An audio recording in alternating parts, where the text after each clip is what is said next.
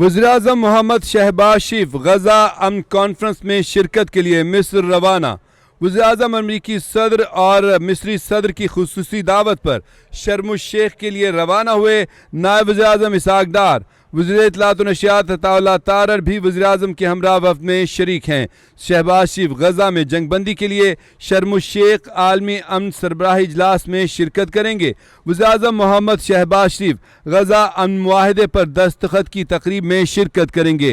France, Türkiye, फ़लस्तीन और Azerbaijan के सदूर भी शिरकत करेंगे। कतर के अमीर, जर्मनी, इटली, स्पेन और कनाडा के रहनुमा भी पहुंच रहे हैं।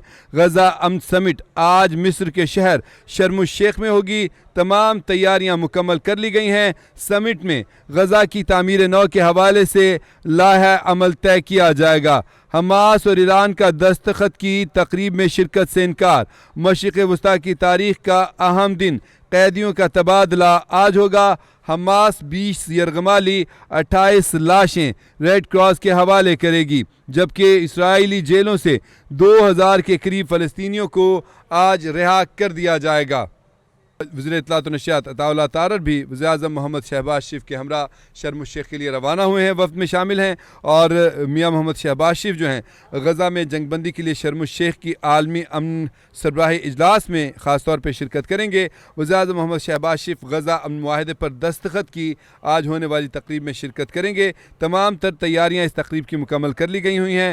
फ़्रांस, तुर्किया, फ़लस्तीन, आज़रबाईजान के सदूर भी तशरीफ़ ला रहे हैं, जबकि कतर के अमीर भी इस तकरीब में शिरकत के लिए आएंगे। शर्म शेख, जर्मनी और इटली और स्पेन और कनाडा यहाँ के रहनुमा भी पहुँच रहे हैं। गजा अमन समिट आज मिस्र के शहर शर्म शेख में होने जा रही है। इसके लिए तमाम तर तैयारियाँ जो हैं वो मुकम्मल कर ली गई हुई हैं। और बताया जा रहा है कि गज़ा समिट में गज़ा की तामीर नौ के हवाले से लाहा अमल जो है वो आज तय किया जाएगा। अलबत्ता हमास ने इनकार कर दिया है इस तकरीब में शिरकत करने से, जबकि ईरान भी शिरकत नहीं कर रहा है, उसकी तरफ से भी इस में शिरकत से इनकार कर दिया गया है। और मशरिक़ वस्ता की तारीख़ का आज अहम दिन है।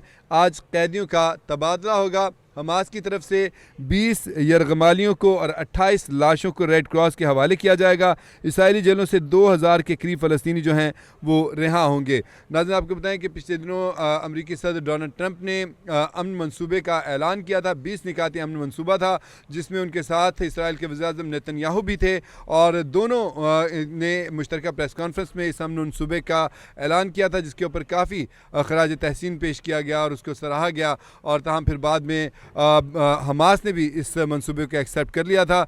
बीच में थोड़ी सी हालात गड़बड़ हुए, लेकिन ताहम अलमुख्तसर है कि हमास ने भी कुछ अपनी शराइत पेश की थी। और उसके बाद जो मुज़ाकरात हुए थे, और उन मुज़ाकरात के दौरान जो है पहला जो मरहला है उसको एक्सेप्ट किया गया था हमास की तरफ से भी और इसराइल की तरफ से। पहले मरहले के तहत जो इसराइली अफवाज हैं वो गज़ा में एक हद तक पीछे हट जाएंगी और 53% इलाके के ऊपर उसका कब्ज़ा रहेगा। ताहम यह है कि वो मौजूदा सूरत हाल से पीछे हटेगी। और इसके साथ साथ जो है वो जो इसराइली जेलों में कैद 2000 के करीब फ़लस्तीनी उनको रिहा करेंगी, जबकि हमास ने भी एक्सेप्ट किया था कि ठीक है वो 20 यरगमालियों को रिहा कर देगा। इसके साथ साथ जो 20 यरगमालियों की 28 यरगमालियों की लाशें हैं उनको भी हवाले कर दिया जाएगा। तो आज जो है आज इस मंसूबे के ऊपर अमल दरामद का दिन है। और आज हमास 20 यरगमाली और 28 लाशें रेड क्रॉस के हवाले करेगी, जबकि इसराइली जेलों से 2000 के करीब फ़लस्तीनी रिहा होंगे। आज जो खुसूसी तकरीब हो रही है, इसकी तैयारियां मुकम्मल हो गई हैं। वज़ीर-ए-आज़म मोहम्मद शहबाज शरीफ पाकिस्तान की नुमाइंदगी के लिए खुसूसी दावत दी है। अमरीकी सदर और मिस्री सदर ने शर्म शेख के लिए वज़ीर-ए-आज़म रवाना हो गए हैं। मज़ीद अपडेट्स के लिए शाकिर अब्बासी से हमारा रब्ता बहाल हो गया है, उनसे अपडेट्स देते हैं। जी शाकिर अब्बासी, सूरत हाल बताइएगा, वज़ीर-ए-आज़म रवाना हो गए?